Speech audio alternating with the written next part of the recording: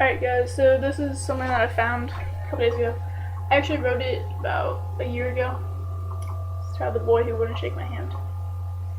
Alright. June 18th was Gay Pride Parade. It was a blast, seeing everyone being themselves and having fun. A couple was on the parade that had been together for 50 years. Thought this was really cute. I mean, it doesn't really happen even with straight people. Condoms, food, candy, and flyers were all being passed out during the march. Lady Gaga, Bad Romance was performed by the marching band. Drag queen, beauty pageant queens scared Ty half to death. Ty's my friend. Don't worry about that. Naked girls were not the best, but hey, it's all about being free, right? I'm not gay, just to point that out. Haircut throws a bunch of people off. It's not. Many LGBT people participated, and I actually enjoyed myself more than I thought I would, especially since it lasted 2 hours. However, at the end of the parade came the group that pissed me off. A group very similar to Westboro, a group 110% against the gay lifestyle. Signs were being held reading "God arbors you," G-A-Y, gay. Homosex is sin, and Jesus Christ is God. The last one I found kind of pointless because, duh. Now, a lot of people were pissed that they were there. A fight broke out, but it was quickly broken up. Ty wanted to leave, but me being me, I wanted to stay and talk. I went up to the guy about my age and stuck my hand out to shake, ready to ask him about his beliefs. He didn't shake it though. Instead, he said, "I won't touch you." I was hurt. I replied, "I'm not gay," to which he said, "I don't care, you support them." I was shocked. I'd never been denied anything like that. My phone's ringing.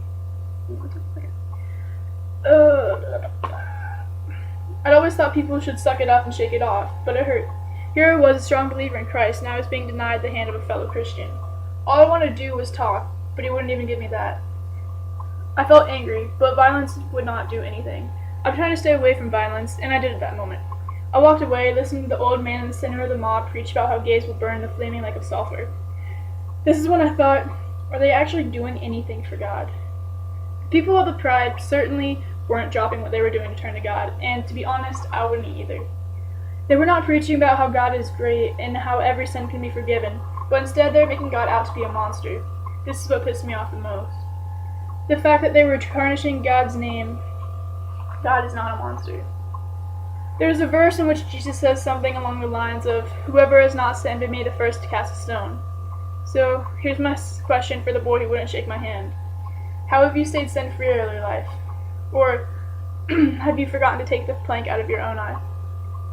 Leviticus 20:13 and Romans chapter 1 do talk about gay sex, but the Bible was not written by God. It was written by man. You say what you want. This is what I believe. God himself did not write all of those chapters. He didn't write 66 books and say, "Here." No. Men wrote that and said, "Look at what we made." Just my belief. I cannot believe that God would cast someone into hell just because of who they love. However, many Christians do. Many Christians also believe that to bring people to God, they must scare them to God. This isn't right. They should be teaching that God is love. God hates no one, but he does hate sin. Many Christians seem to forget this. So this is my statement. I am no longer a Christian, but I am a follower of God. I would like to say thank you to the boy who wouldn't shake my hand. You opened my eyes to the real world.